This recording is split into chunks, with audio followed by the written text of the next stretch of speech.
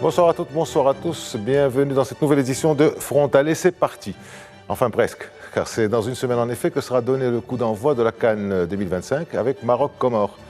Et juste avant, la cérémonie d'ouverture, une cérémonie qui promet d'être aussi grandiose que devrait l'être la compétition. Le Maroc a mis les petits plats dans les grands, car la dernière fois qu'il a reçu le Gotha du football africain remonte à 1988, bien sûr. Et la seule fois où il a remporté le titre était en 1976. Aujourd'hui, ce n'est pas le même Maroc qui entre en compétition. Son équipe est demi-finaliste du mondial au Qatar en 2022. Ses jeunes de moins de 20 ans sont champions du monde en titre. Et les autres équipes sont toutes bien classées dans leur catégorie.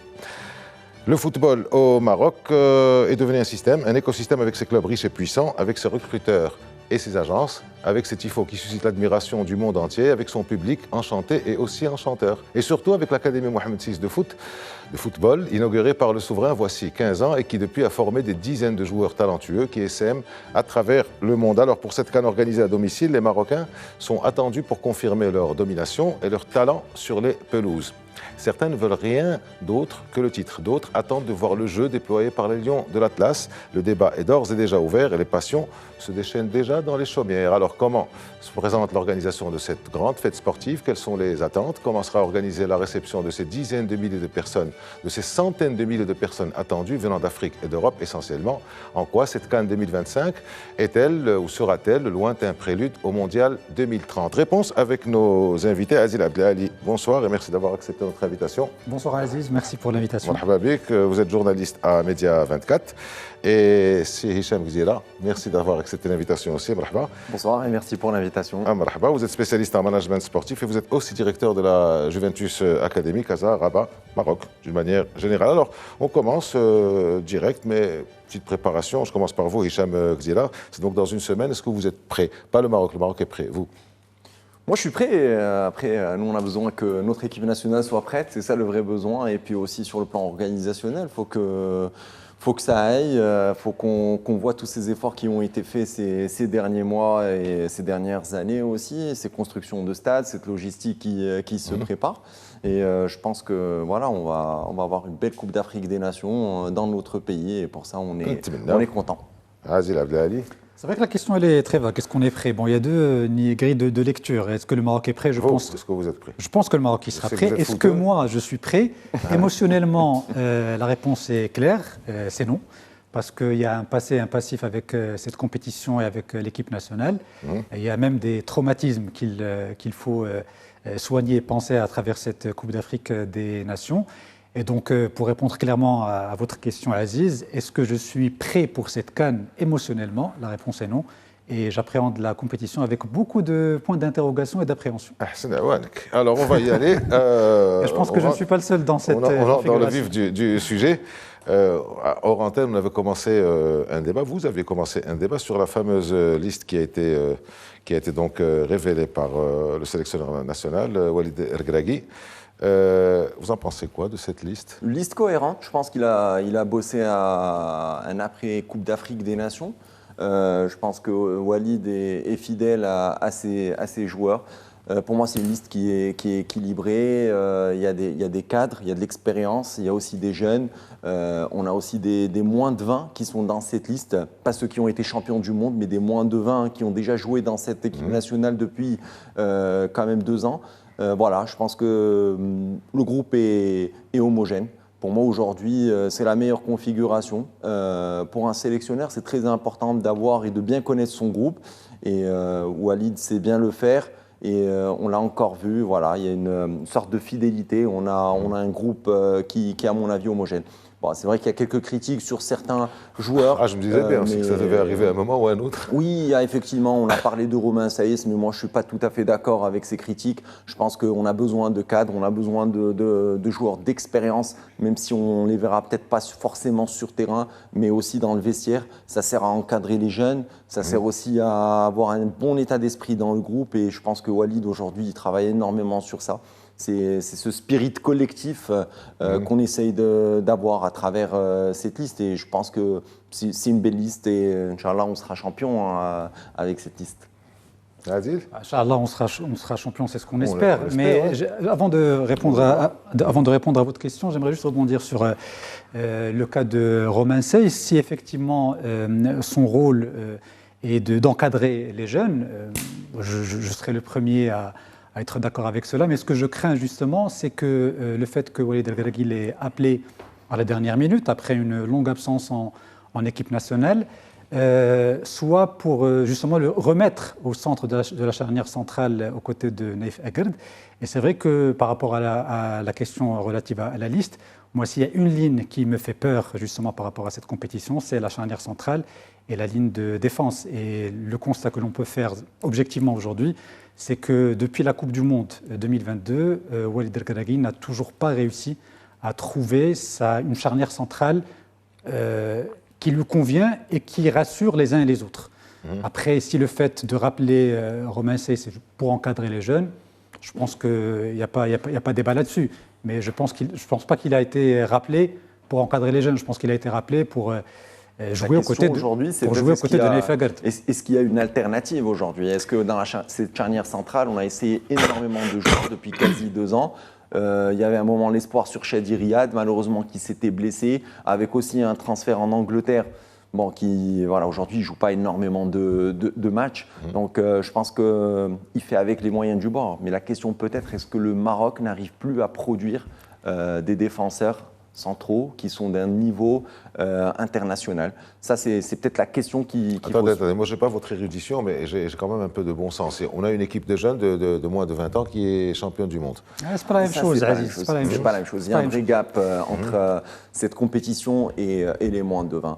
Il y a beaucoup de débats autour de ça. On n'a pas appelé celui-là, on n'a pas appelé celui-là. Pourtant, ils ont été bons à la Coupe du Monde des U20, mais il y a un vrai gap entre cette équipe des U20, entre les sélections olympiques, entre la sélection B qui joue actuellement au Qatar et les A. Donc, je pense que sur les U20, on a des joueurs dans cette liste-là qui sont en U20. Clairement, il y a des joueurs qui sont natifs de 2005 et de 2006 et qui auraient pu jouer à cette Coupe du Monde des U20, mais au vu de leur contrat, c'est des contrats pro avec des équipes A, donc ils n'ont pas forcément pu rejoindre. Donc ils ne peuvent pas jouer parce qu'ils sont sous contrat ou là parce que ce n'est pas la même chose? Vous dites que ce n'est pas la même chose. Ça veut dire quoi, ce n'est pas la même chose? Aujourd'hui, c'est un problème de calendrier FIFA, parce qu'aujourd'hui, quand vous placez une compétition comme la Coupe du Monde des U20, vous la placez au mois de novembre, il faut s'attendre à ce que ces clubs ne mettent pas à disposition leurs joueurs. Et ça, c'est aujourd'hui un vrai problème. Et d'ailleurs, ce calendrier de FIFA est un débat à lui tout seul, parce qu'on a écourté aussi la phase de préparation maintenant pour cette Coupe d'Afrique des Nations. Ça, c'est pas le débat d'aujourd'hui, peut-être pas la question qui a été posée. Mais voilà, aujourd'hui, on a des joueurs qui avaient la possibilité de jouer en sélection U20, mais qui ne l'ont pas fait, parce que le calendrier est mal placé, malheureusement. On a tellement de compétitions. Il y a cet aspect du calendrier, mais moi, je raisonnais autrement. Quand je dis que ce n'est pas la même chose, c'est-à-dire qu'un joueur U20 qui a remporté la Coupe du Monde des U20, on n'a pas la garantie qu'il sera performant en équipe nationale pour une Coupe d'Afrique des Nations. On n'a jamais de garantie.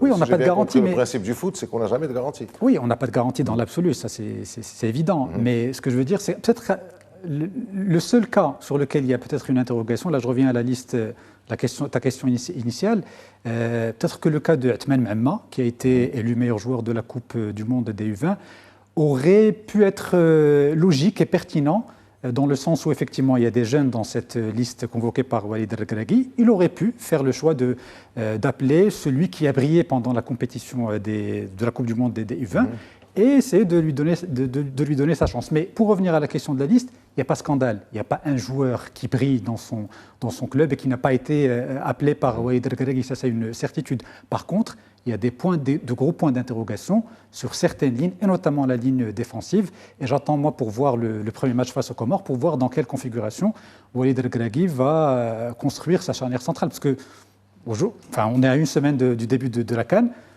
Sincèrement, je ne sais pas dans quelle configuration on va commencer la compétition au niveau de la charnière centrale et de la ligne de 4 en défense. J'ai compris, votre problème à tous les deux, c'est la charnière centrale, quelque part. Je pense que c'est le problème de nombreux Marocains, parce qu'effectivement, on a l'absence de Achraf Hakimi qui va nous faire défaut. J'espère qu'il sait ce qu'il fait. Le seul espoir qu'on peut avoir, c'est effectivement de même si on peut être un peu critique par rapport à certains de ses choix tactiques, mais j'espère sincèrement qu'il sait ce qu'il fait et qu'il a une recette magique secrète pour l'instant qu'il va mettre à contribution à partir du début de la CAN. Alors, je vous sais très critique à Adel Abdelali, je reste avec vous. Ça commence à monter, ça commence à chauffer, la passion, la pression. Tout le monde qui s'exprime, tout le monde qui a son avis. Est-ce que d'après vous, c'est la meilleure manière d'entamer une compétition de cette envergure chez nous? Et quel est le résultat final que vous attendez, vous, personnellement, par exemple? Le résultat final, il est évident, c'est de voir Hakimi soulever, bien entendu, la Coupe d'Afrique on l'espère tous. Qui nous échappe depuis 49 ans maintenant. Et si par malheur, ce n'est pas le cas? Vous considérez que... Ça peut arriver, c'est un scénario auquel je suis préparé, parce que justement nous avons un historique qui est très compliqué avec cette compétition précisément. Et si ça arrive, pour répondre clairement à votre question, ben ce sera, enfin, en tout cas de mon point de vue, ça sera vécu comme un échec sportif. Ah, carrément. Ah oui, pour moi, il n'y a qu'un seul résultat qui peut être considéré comme un résultat positif, c'est la victoire finale. Et j'aime clairement, on est aligné sur ça. Aujourd'hui, le Maroc doit remporter cette Coupe d'Afrique des Nations. Je pense qu'on a fait énormément, on a fait un travail monstre depuis 2010 et même depuis, je dirais, 2008 avec la lettre royale de Sa Majesté, roi Mohamed VI, qui concerne le sport. Donc il y a effectivement un travail sur les infrastructures. Il y a un travail sur la formation, il y a un travail aussi sur les équipes nationales, donc avec des budgets qui ont été alloués qui sont conséquents, importants. On a aussi ces diasporas dont on bénéficie, c'est des joueurs qui jouent à l'international et qui ont un certain niveau. Donc aujourd'hui, voilà, je pense qu'il y a eu quand même une cinquantaine d'années d'attente de la part des supporters, de la part du public marocain. Donc il n'y a pas d'autre choix que de remporter cette Coupe d'Afrique des Nations. Après, c'est vrai que c'est une compétition avec laquelle on a eu beaucoup de difficultés, beaucoup de mal. Toutes les compètes, on y passe. À partir du moment qu'on joue des nations européennes, des nations américaines, on n'a pas de soucis. Mais par contre, sur le continent africain, on n'a pas toujours brillé. Cette année, on a la chance d'abriter ça. Chez nous, on est au Maroc, on connaît bien nos installations. On va jouer à Rabat.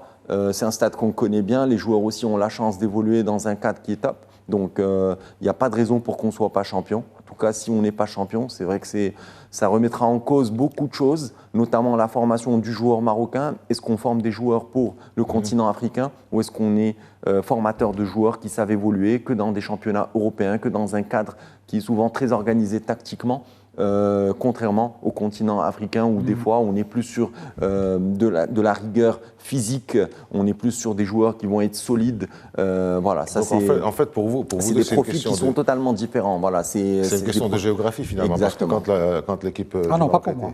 Hein? Non, pas pour moi. Justement, quand l'équipe a été demi-finaliste au Qatar, on était tous très contents, très heureux. Et là, il y a quand même une pression qui s'exerce. Clairement. Non, vous gagnez ou c'est rien. Mais attention, c'est pas un peu réducteur aussi? C'est une pression positive, hein, parce qu'aujourd'hui, être devant ses supporters, être sur ses installations, connaître son pays, pour moi, c'est une pression qui est positive. Après, c'est aussi le travail du staff technique pour transformer cette pression qu'avec du positif. C'est de la préparation mentale en amont. Je pense que Walid Regragui sait faire. Voilà, il faut aujourd'hui pouvoir débloquer cette situation. Non, mais c'est à double tranchant, effectivement, parce que la pression, elle peut soit être positive, soit négative. Ce que je crains, c'est qu'elle risque d'être négative dans le contexte où nous accueillons de la compétition à domicile. Et donc, la pression, elle ne peut être que négative, parce que Walid Regragui n'a d'autre choix que de remporter la CAN. Mais j'aimerais revenir sur les raisons évoquées par Hicham, qui expliquerait, selon lui, nos contre-performances en Coupe d'Afrique des Nations. Peut-être que c'était valable il y a quelques années de cela, quand la CAN était disputée dans des environnements un peu compliqués, en Afrique subsaharienne, mais ce n'est plus le cas aujourd'hui. Et c'est vrai que j'ai du mal à identifier ce qui fait que nous ne sommes pas performants en Coupe d'Afrique des Nations. Les dernières Coupes d'Afrique étaient organisées dans de très bonnes conditions, que ce soit en Côte d'Ivoire, en Égypte en 2019 également. Et nous n'avons pas brillé non plus. Donc, je ne pense pas que ce soit effectivement l'environnement dans lequel on évolue qui explique notre échec en Coupe d'Afrique des Nations. Je pense qu'il y a d'autres aspects à étudier et je pense qu'au niveau de la fédération, c'est un travail qui doit être fait pour essayer de comprendre pourquoi nous ne sommes pas aussi performants en Coupe d'Afrique des Nations que nous le sommes par exemple en Coupe du Monde. Nous sommes les pionniers en Afrique en Coupe du Monde. Première nation à être qualifiée au deuxième tour, première nation africaine à atteindre les demi-finales. Ça, on sait faire. Pourquoi on n'y arrive pas en Coupe d'Afrique des Nations? Tant qu'on n'a pas réussi à répondre à cette question, je crains qu'on ait du mal encore avec cette compétition. Qui devrait être le socle, profil, en tout cas, du projet sportif marocain. Moi, je pense que c'est plus le profil du joueur. Aujourd'hui, le profil du joueur marocain, il est peut-être plus destiné au marché européen, il est plus destiné à ces championnats européens qu'au marché africain. Donc, c'est moins une histoire de géographie, mais plus une histoire aujourd'hui de le gabarit. Quand vous voyez Azzedine Ounahi, c'est du foot méditerranéen, il est plus adapté au football espagnol. Oui, c'est l'un des meilleurs de l'équipe nationale. Ben justement, c'est un des meilleurs en équipe nationale. Mais est-ce qu'il est aussi performant quand on joue les équipes subsahariennes? On a en face un jeu qui est plus physique et ça, il faut se poser des questions. C'est vrai que sur les 18-19 matchs qu'on a gagnés de manière consécutive sous Walid Regragui, il a été bon. Ounahi. Mais est-ce qu'en Coupe d'Afrique, il est capable de reproduire ces mêmes scénarios En dehors du Maroc. Alors, je suis loin d'être défaitiste. Comme vous, j'ai envie que mon pays remporte cette CAN et qu'on la garde à la maison. Mais bon, mais je ne suis pas défaitiste. Je m'attends à tous les scénarios. On n'est pas défaitiste. Parce que là, j'essaie d'avancer dans... Alors, si ce n'est pas le Maroc, quels sont les pays qui auraient à suivre? Je ne sais pas, moi, on parle du Sénégal. Les favoris, les grands favoris, le Sénégal, le Nigeria, l'Égypte, l'Algérie, il ne faut pas exclure l'Algérie non plus, qui sont en train de préparer une équipe solide. Le Sénégal aussi. Le Sénégal. Franchement, sincèrement, aujourd'hui, je pense que, bon, ça déplaira peut-être à certains, mais je pense sincèrement que nous ne sommes pas les favoris de cette compétition. Je pense par exemple que le Sénégal est mieux structuré. Alors dans ce cas, parce que vous dites que, enfin non, vous attendez. Non, je ne me contredis pas. Ce que je dis, c'est que pas favori. Le Maroc aujourd'hui, objectivement, au regard des dernières prestations, même si le bilan comptable effectivement il est ce qu'il est, mais il faut voir aussi de quelle manière et contre quelles équipes. Mais c'est vrai qu'aujourd'hui, on a des équipes comme le Sénégal qui sont beaucoup mieux structurées sportivement en termes de contenu de jeu que l'équipe nationale du Maroc. Ça, c'est mon intime conviction. Favori, pas favori? Je ne suis pas trop d'accord. Tout d'abord, on a gagné 19 matchs consécutifs. On est aujourd'hui détenteur d'un record. Je pense que les chiffres sont là. Les statistiques aujourd'hui sont très importantes dans le football. On a une ossature qui a évolué pendant 2 ans, quasiment la même ossature avec Walid Regragui. C'est des équipes moyennes qu'on a gagnées, non?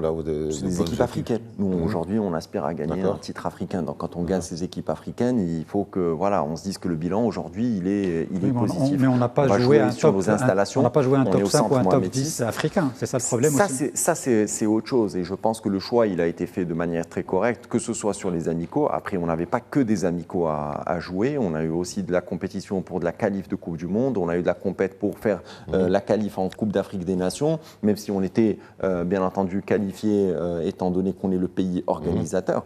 Mais voilà, aujourd'hui, je pense qu'il y a un vrai travail de fond qui a été fait, parce que je pense qu'après l'échec de 2023, Walid Regragui s'est posé la question, pourquoi on échoue en Coupe d'Afrique des Nations? Est-ce qu'on prépare avec des équipes européennes et on va jouer la CAN contre des équipes africaines avec un style de jeu qui est totalement différent? Et je pense que cette question, elle a été posée et il y a répondu. Il y a répondu parce qu'il a accepté aussi de faire toutes ces qualifications à la Coupe d'Afrique des Nations, même si on était pays organisateur, donc on est qualifié de manière automatique. Donc aujourd'hui, il y a, je pense, un travail de fond, il y a une analyse qui a été Juste faite une question sur la vingtaine depuis 1966. Sur la vingtaine de matchs qu'on a remportés d'affilée, enfin 18-19, il y en a eu combien qui ont été joués à domicile? La majorité.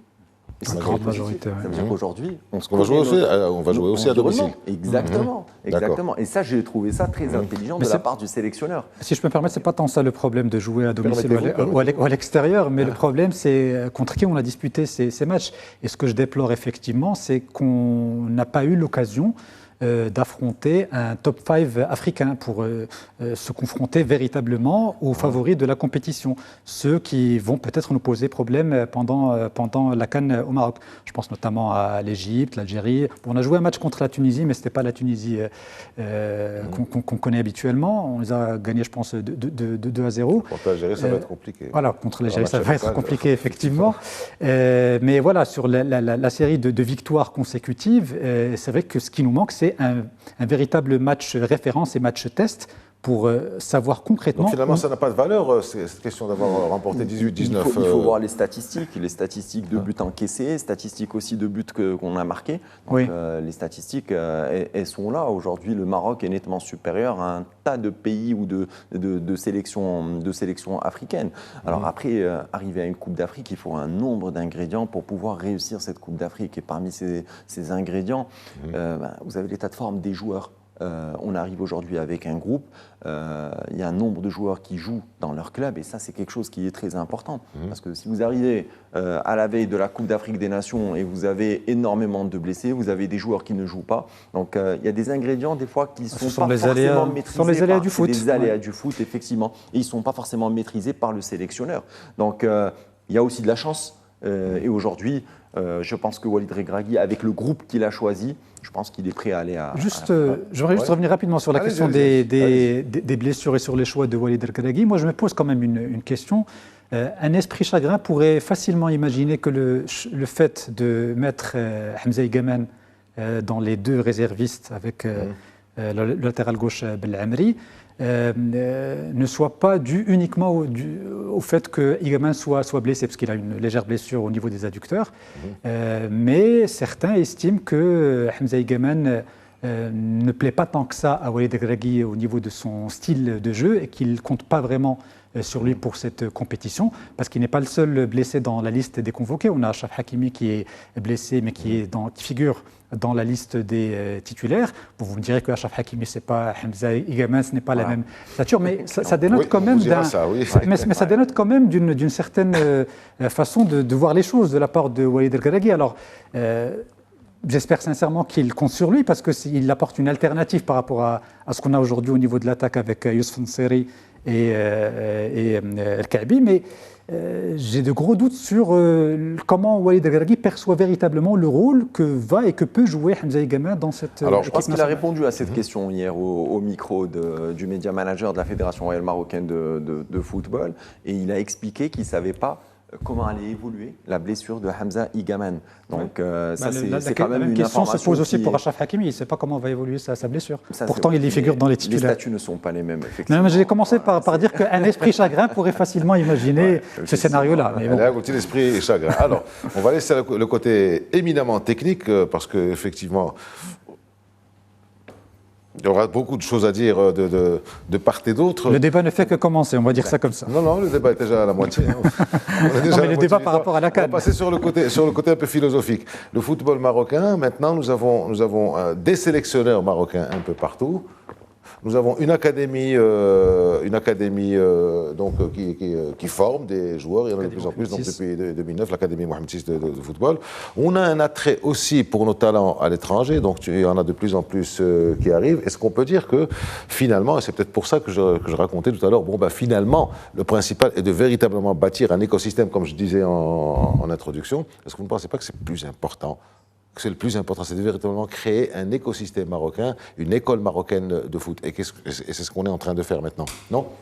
Aujourd'hui, on a une école marocaine. Il y a vraiment une, c'est l'Académie Mohamed VI.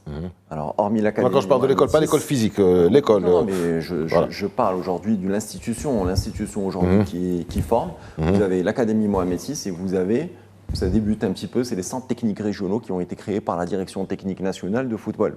Mais hormis ça, je pense que nos clubs sont très très loin. Et ça, il faut être critique par rapport à ce point. Je pense qu'on est sur deux wagons. On a le TGV, c'est la Fédération royale marocaine de football, avec ses différentes composantes, ce qu'elle dirige. Et aujourd'hui, elle dirige les équipes nationales.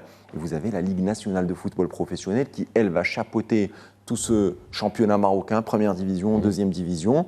Mais les clubs n'y sont pas. Aujourd'hui, est-ce qu'on a des joueurs qui viennent de ces équipes-là ? Non, si vous voyez la liste, alors vous avez des joueurs qui viennent de l'Académie Mohamed VI, on est sur peut-être 30-40%, et on est sur du 40-50% qui viennent de l'international, soit ils ont été formés dans des clubs espagnols, des clubs hollandais, des clubs français, et ainsi de suite. Voilà. Donc aujourd'hui, l'analyse pour moi, elle est très claire. Vous avez les équipes nationales, vous avez la Fédération royale marocaine de football et vous avez les clubs. Et pour moi, ça, c'est un vrai chantier. Aujourd'hui, on travaille pour recevoir des événements d'envergure, la Coupe d'Afrique des Nations, bientôt, Inch'Allah, la Coupe du Monde de 2030. Et je pense qu'il y a un vrai travail de fond à faire avec nos équipes locales. Voilà, il y a des clubs qui sont formateurs, qui se sont mis à la formation. C'est principalement les clubs de Rabat, mais vous avez après les clubs de Casablanca où il y a un potentiel, il y a un bassin de jeunes qui est énorme. Mais malheureusement, on n'arrive pas encore à sortir des joueurs. Et ça, c'est peut-être de l'ordre de la gouvernance. Aujourd'hui, il y a un problème de gouvernance dans ces clubs marocains. Ça, c'est la vraie question, c'est le vrai débat. Et comment on va y faire face? Parce que voilà, aujourd'hui, organiser une CAN, organiser une Coupe du Monde 2030, mais avec des clubs, on va dire, faibles, ça c'est un vrai débat. Vous retrouvez là-dedans, Adil Abdelali. En fait, ce que nous dit Hicham Gzila, c'est que pour la faire courte et un peu provocatrice, les clubs ne servent pas à grand-chose. Non, mais il a raison dans le sens où, effectivement, il y a deux grilles. Enfin, on a un football à deux vitesses. Il y a le football de l'équipe nationale et le football des clubs. C'est vrai qu'on n'est pas au même niveau, que ce soit en termes de performance ou même en termes de formation. Ce qui serait bien, c'est de dupliquer justement le modèle de l'Académie Mohamed VI au niveau des différents clubs. Mais si on reste uniquement sur la formation liée à l'équipe nationale, vous avez raison, le plus important dans tout ça, c'est le travail de fond qui dure depuis un peu plus d'une dizaine d'années maintenant et qui fait que nous en sommes aujourd'hui au point d'être 11e ou 12e nation au classement FIFA, à la première nation africaine, demi-finaliste de la Coupe du Monde. Et donc c'est la raison pour laquelle seule la victoire pendant cette Coupe d'Afrique des Nations peut justifier tout ce travail qui a été fait. Tout autre résultat que la victoire finale pendant cette CAN 2025 serait perçu comme un échec parce qu'il y a eu un travail de fond qui a été fait avec l'apport de joueurs formés localement mais aussi des joueurs qui ont été formés ailleurs. Mais tout ça fait en sorte que justement on n'a pas fait tout ça pour organiser une CAN et ne pas la remporter. On a fait tout ça pour organiser une CAN, la remporter et en remporter d'autres. Et ce que je reproche le plus, moi, à l'équipe nationale, au niveau de la CAN, c'est pas tant de ne pas remporter, de ne pas avoir au palmarès assez de Coupe d'Afrique des Nations. C'est de manquer de régularité. Les grandes nations de foot, elles se distinguent par une régularité dans les compétitions régionales. L'Égypte, par exemple, il y a eu une séquence où l'Égypte a dominé le football africain, mais même pendant les années où l'Égypte n'a pas remporté la Coupe d'Afrique des Nations, on retrouvait facilement l'Égypte en demi-finale ou en finale de chaque compétition. Ce qui nous manque à nous, c'est cette régularité. Au niveau des clubs, alors ce que je ne comprends pas, est-ce qu'au niveau des clubs, on peut dire que les clubs marocains dominent peut-être pas, mais disons sont dans le peloton de tête des équipes africaines? Mais comme c'est récent. Moi, je pense que c'est récent. Vous avez dit récent. Que le travail de fond a commencé il y a 10 ans. Pour compléter un petit peu ce qu'il a dit, c'est Adil. Je pense que pour avoir en fait aujourd'hui une régularité sur le continent africain, mais aussi sur l'échiquier du football mondial, il faut avoir des bases solides. Et aujourd'hui, ce qui nous manque, c'est ces bases solides. Les bases solides, c'est quoi? C'est le football de masse. C'est les écoles de foot. C'est les centres de formation. C'est la pré-formation et c'est aussi la post-formation. Aujourd'hui, il y a un tas de joueurs. Non, ça, malheureusement, aujourd'hui, on n'y est pas. Et ça, c'est le vrai problème. Donc, si on veut structurer notre football, on veut être dans la régularité, si on veut être présent dans l'échiquier du football mondial, il faut absolument avoir ces différentes phases dans les différents clubs. Aujourd'hui, il y a une signature de partenariat, il s'est fait depuis quasi 12-13 mois entre EvoSport, la filiale nouvellement créée par l'Office Chérifienne Phosphate, et les 11 clubs de la Botola, qui devrait normalement permettre de créer des vrais centres de formation qui devraient faciliter la formation au sein des clubs. Mais voilà, aujourd'hui, on est encore loin. On pourra faire le bilan peut-être au bout de 3 ans, au bout de 5 ans. Mais en tout cas, aujourd'hui, la DTN fait beaucoup d'efforts, déploie beaucoup de moyens, mais on n'y est pas encore. Et ça, le problème, à mon avis, de cette régularité, il vient de ce fond qui est le football national. Et qu'est-ce qu'on a aujourd'hui? Parce que là, si vous voulez, on récupère un petit peu les joueurs qu'il y a au niveau des clubs européens. Donc on bénéficie effectivement de cette diaspora. On a aussi l'Académie Mohamed VI qui fait de grands efforts. Mais voilà, ça reste insuffisant. On n'y est pas encore. Il faut faire encore plus d'efforts et c'est au club de travailler. Non, mais justement, la donne a changé dans le sens où, il y a quelques années à peine, on n'arrivait même pas à former des joueurs sur lesquels on pouvait compter en équipe A. Or, aujourd'hui, on a effectivement des cadres de l'équipe nationale qui sont formés localement. Donc, la donne a changé sur le volet de la formation pour l'équipe nationale. On peut faire mieux, ça c'est une certitude. Mais je pense, oui, dis-moi, on peut faire mieux, dans tous les domaines d'ailleurs. Dans tous les domaines, effectivement, je vous le concède. mais je pense sincèrement qu'il faut distinguer le football de club avec le football de l'équipe nationale. Je pense que c'est deux façons de voir les choses complètement différentes, même s'il y a des couloirs entre les deux aspects. Mais je pense que tant qu'on n'a pas encore craqué le code de la CAN, et je reviens à ma théorie initiale, on a du mal avec cette compétition et on a toujours eu des très très bonnes équipes. Moi, je me rappelle en 1998, je pense que c'est mon premier souvenir un peu douloureux avec l'équipe nationale. J'ai pleuré quand on a été éliminé par l'Afrique du Sud en quart de finale, parce qu'on avait objectivement la meilleure équipe de la compétition. Et je n'ai toujours pas su pourquoi nous ne sommes pas aussi performants que l'Afrique du Sud, que les Égyptiens dans cette compétition. Et tant qu'on n'a pas craqué ce code de la CAN, je pense qu'on a beau développer la formation des clubs locaux. C'est complètement lié au football des clubs. Si vous avez une suprématie sur le football africain à travers les différentes compétitions que peut organiser la Confédération africaine de football, que ce soit la Champions League africaine, que ce soit la Coupe de la CAF, à ce moment-là, malheureusement, ce n'est pas toujours le cas. La Côte d'Ivoire a remporté la dernière Coupe d'Afrique des Nations. On peut faire le parallèle avec l'Égypte. L'Égypte ont été 7 fois champions d'Afrique. C'est l'exception qui confirme la règle. Vous avez effectivement Al-Ahly qui est constamment champion en Champions League. Qui ne l'est plus, mais qui l'était un certain temps. À un moment, si on voit mais c'est l'exception qui confirme la règle, l'Égypte. Mais ce n'est pas une règle d'or à respecter pour remporter, être performant en Coupe d'Afrique des Nations. Le fait d'avoir des clubs performants sur la scène continentale, c'est bien, effectivement. Ça permet d'alimenter aussi l'équipe nationale. Mais ce n'est pas une condition sine qua non. Nous avons toujours eu de très très bonnes équipes, à part une période où, au milieu des années 2000 où on avait vraiment une équipe complètement à la ramasse. Mais globalement, historiquement, nous avons toujours eu de très très bonnes équipes nationales pour au moins atteindre facilement les demi-finales, ce que nous n'avons pas su faire. Et là, on avance. Alors, je vous ai posé la question au départ, est-ce que vous êtes prêts? Maintenant, on va entrer un peu plus dans le détail. Donc, dans une semaine, à partir dans une semaine, sur pratiquement un peu moins d'un mois, pratiquement un mois, ce sont des centaines de milliers de personnes qui vont arriver. Donc, ça nécessite de l'organisation, ça nécessite beaucoup de travail. Forcément, ils sont chez eux. Nous sommes le sourire, l'hospitalité, tout ça, on est d'accord. Mais au niveau organisation, est-ce que vous n'avez pas d'inquiétude? Sécurité, peut-être pas. On a quand même une expérience là-dedans, mais bon, tout ce qui est mobilité, tout ce qui est fan zone, tout ce qui est gestion des flux, ça fait quand même beaucoup de personnes et ça fait longtemps qu'on n'a pas reçu un événement d'une envergure aussi, d'une importance aussi. Alors moi, rapidement, deux grilles de lecture. La première, en termes d'organisation de l'événement sportif, je pense sincèrement et objectivement, sans faire trop dans le chauvinisme, qu'on aura l'une des meilleures, si ce n'est la meilleure édition de Coupe d'Afrique des Nations jamais organisée. Après, j'ai des inquiétudes. J'ai des inquiétudes par rapport à l'accueil des voyageurs au niveau des infrastructures aéroportuaires, parce qu'on sait comment ça se passe généralement, pas généralement, mais on a toujours des problèmes de gestion des flux des voyageurs. J'ai un gros doute aussi par rapport à notre capacité à gérer les supporters au niveau des enceintes sportives, au niveau des stades. Il faut que ce soit le plus fluide possible, justement en prévision de la Coupe du Monde 2030. Et puis aussi, par rapport à la question de la mobilité, j'ai une interrogation, pas une inquiétude, sur effectivement la question des applications VTC. Bon, les gens qui vont venir ont pris pour habitude de se déplacer à travers ces... Je ne vais pas citer les noms des applications, mais enfin... Sans les citer, mais tout le monde les connaît. Ouais. Et force est de constater que nous sommes toujours dans un flou juridique au Maroc. Ces applications existent, elles sont plébiscitées par les Marocains et elles seront plébiscitées par les voyageurs et les supporters africains qui viendront pour supporter leurs équipes. J'espère qu'on n'aura pas d'incident.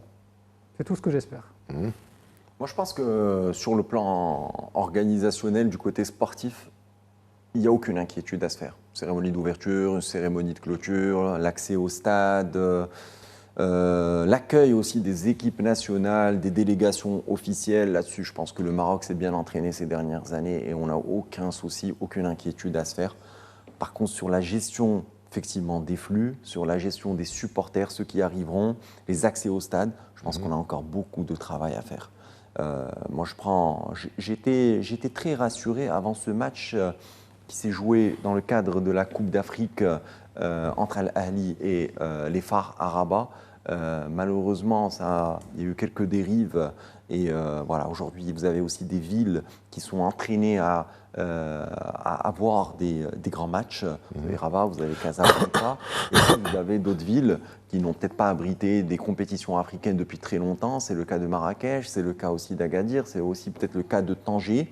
Donc là, il va falloir remettre un petit peu les choses.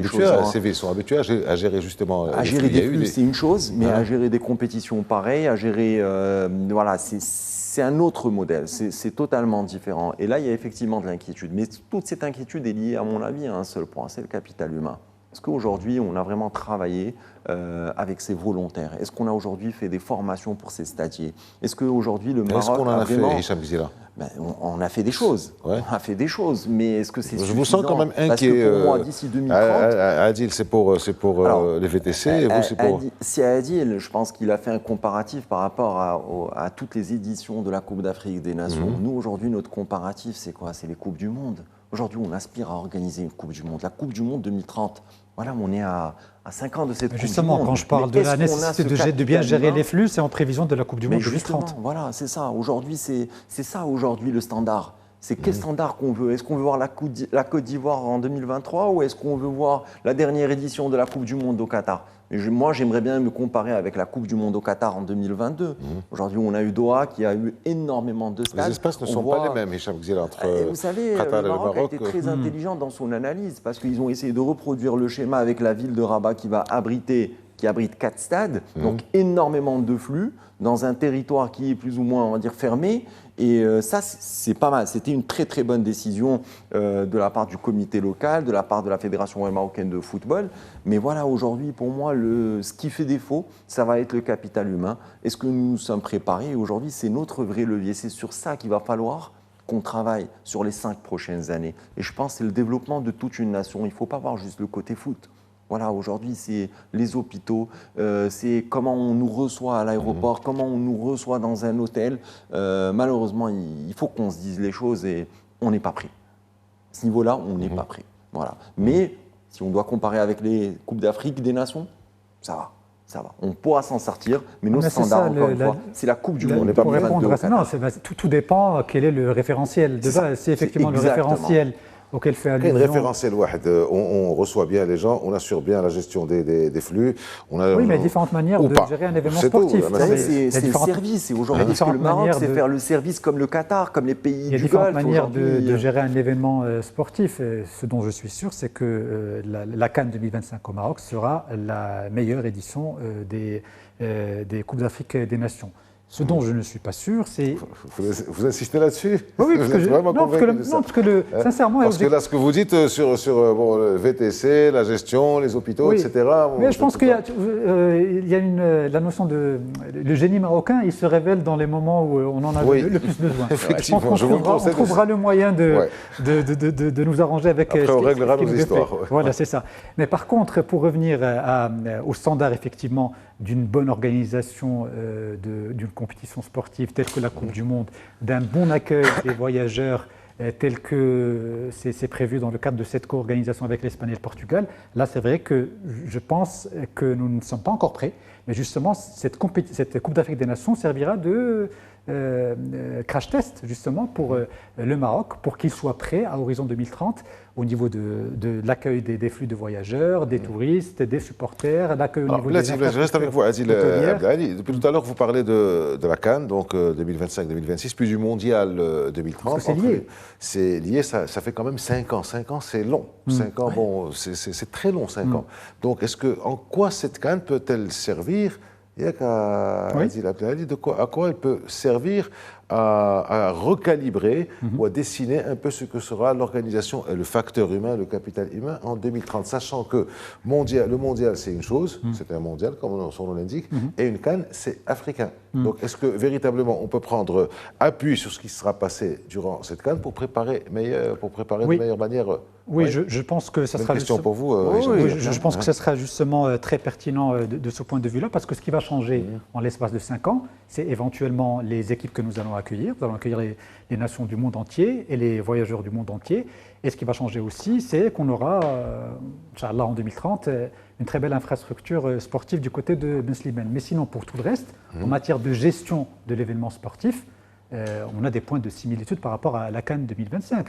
Vous aurez des gens à gérer au niveau de l'infrastructure sportive, des gens à gérer au niveau des aéroports, des hôtels. Et donc, dans ce sens, c'est un test grandeur nature pour le Maroc pour qu'il soit prêt en 2030. Clairement, on va probablement diagnostiquer ce qui n'a pas marché après cette Coupe d'Afrique des Nations. Moi, je ne m'inquiète pas sur le côté des infrastructures. Aujourd'hui, le Maroc. Non, pas les infrastructures. Les infrastructures, on sait construire. Pas les infrastructures. Vous avez parlé du capital humain, du facteur humain. C'est surtout ça. Pour la Coupe du Monde 2030, mais par contre, sur le capital humain, je pense qu'on a vraiment beaucoup à faire. Il y a beaucoup de questions, c'est des questions d'éducation, c'est une question du niveau de l'université marocaine, de l'école marocaine. Donc, il y a effectivement tout un travail. C'est de ça dont je parlais. Pas les infrastructures. Les trains existent, les autoroutes existent, les hôpitaux existent. Mais justement, mais 5 ans, c'est court. On ne va pas pouvoir changer une mentalité, on ne va pas pouvoir changer des mentalités, une nation en 5 ans. Il va falloir mettre les bouchées doubles, mais voilà, ce n'est pas garanti aujourd'hui pour cette Coupe du Monde 2030. Franchement, je ne m'inquiète pas tant que ça sur l'aspect, même s'il est important. Le capital humain, il est au centre de tout. Mais bon, la Coupe du Monde au Qatar en 2022, c'est relativement bien passé. Très bien passé. Très bien passé. Je pense d'ailleurs qu'ils ont fait appel à une main-d'œuvre et une compétence marocaine, justement pour l'accueil des voyageurs et des supporters. Vous savez, le Qatar et les pays du Golfe en général, ils bénéficient d'une main-d'œuvre asiatique qui sait faire le service. Et aujourd'hui, nous au Maroc, malheureusement, voilà, comme j'ai dit, on sait construire des stades, on sait construire des autoroutes, mais on ne sait pas encore faire le service. Le service, c'est un apprentissage, c'est un savoir-faire et il doit se développer sur des années. Et ça, c'est lié aussi au niveau d'éducation du personnel qui y travaille. Donc le Qatar, les Émirats arabes unis, le Bahreïn, etc., ils ont ce savoir-faire et ils bénéficient effectivement de cette population asiatique qui vient travailler, qui vient renflouer effectivement ces pays-là. Donc on a vu au Qatar, il y avait d'ailleurs énormément de Philippins, il y avait énormément d'autres nationalités asiatiques qui sont venues donner un coup de main.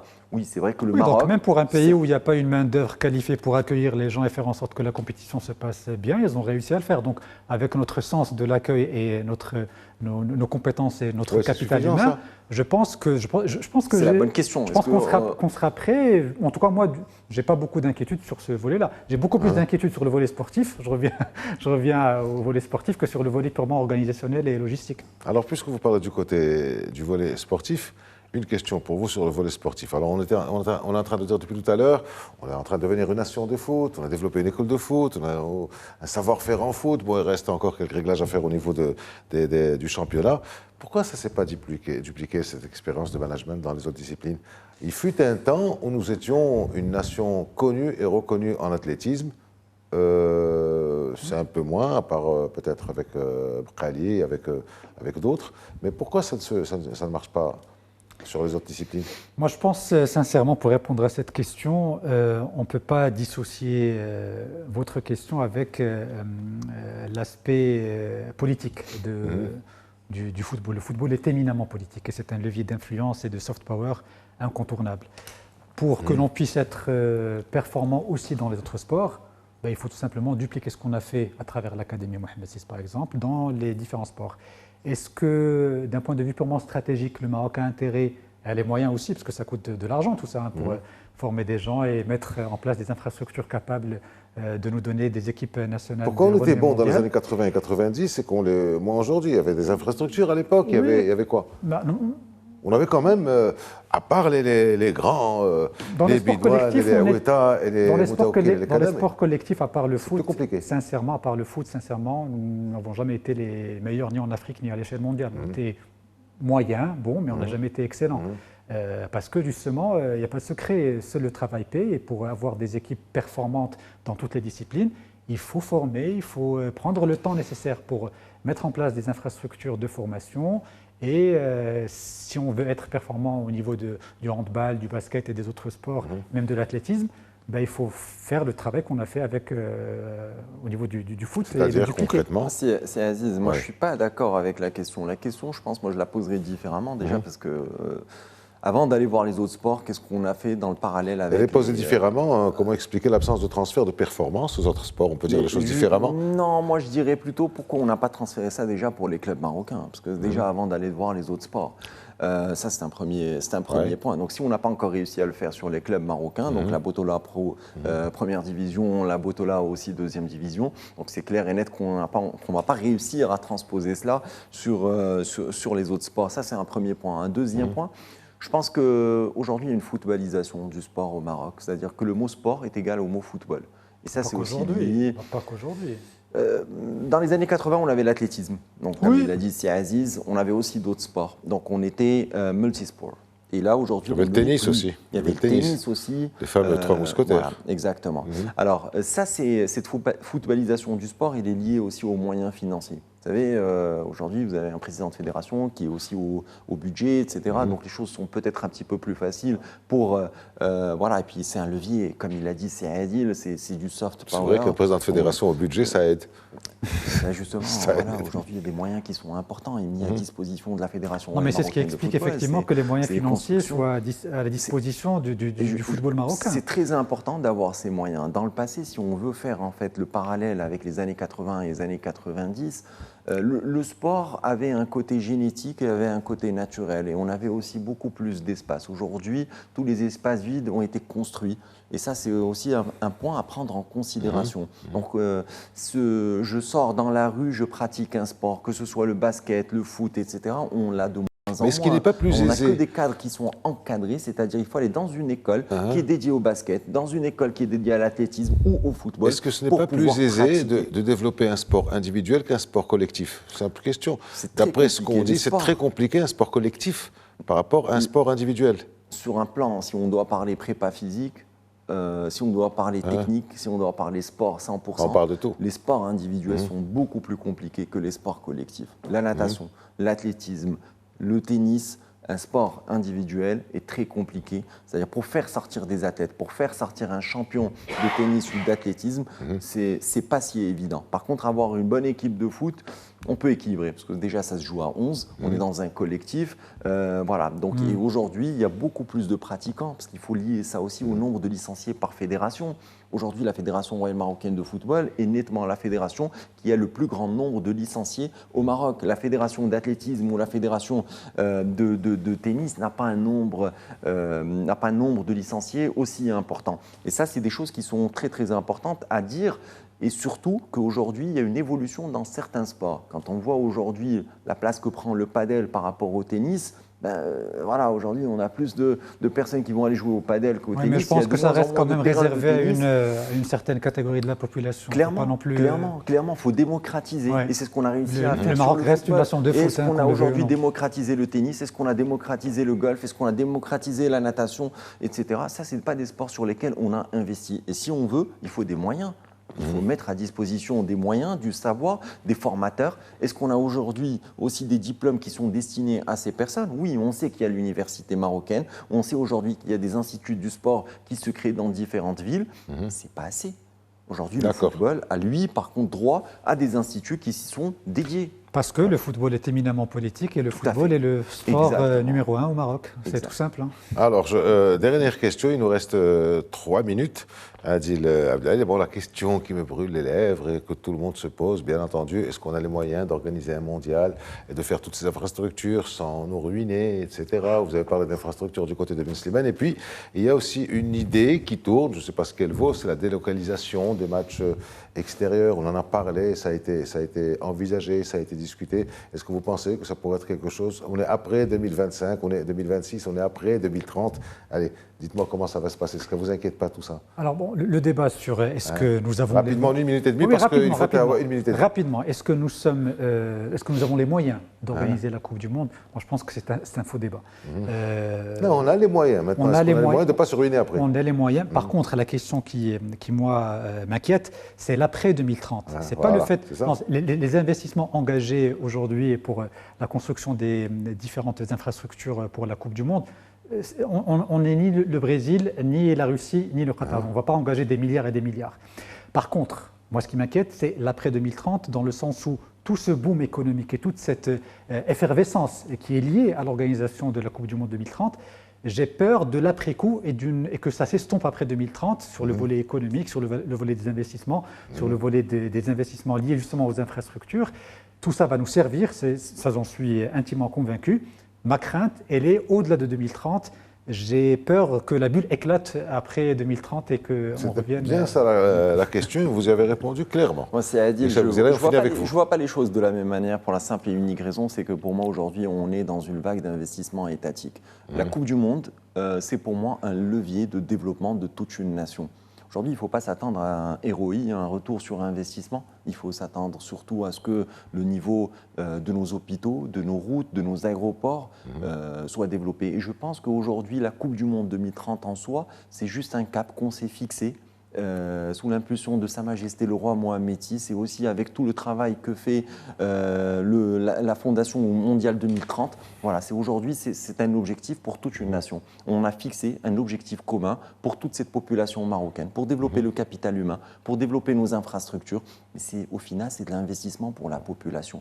Donc, il n'est pas question aujourd'hui de penser à du retour sur investissement. C'est vrai qu'il va falloir quand même engager des investissements qui ne soient pas ostentatoires. Il va falloir rester quand même dans ce qui est raisonnable. Et ça va être le vrai défi. Ce n'est pas le cas. La seule infrastructure sur laquelle on peut y avoir un débat, c'est le nouveau stade du côté de Slimane, c'est tout. Exactement. Et pour tout le reste, ce sont des infrastructures qui vont nous servir en tant que Marocains pour l'avenir. Ce point-là. Effectivement, par contre, il y a un débat sur le stade de Ben Slimane et l'après 2030. Alors, l'après 2030, de quel point de vue? Parce qu'aujourd'hui, c'est des investissements sur des infrastructures que nous allons garder. Le capital humain, on le garde. Et c'est aujourd'hui, donc c'est un vrai objectif de nation. C'est ça aujourd'hui notre point.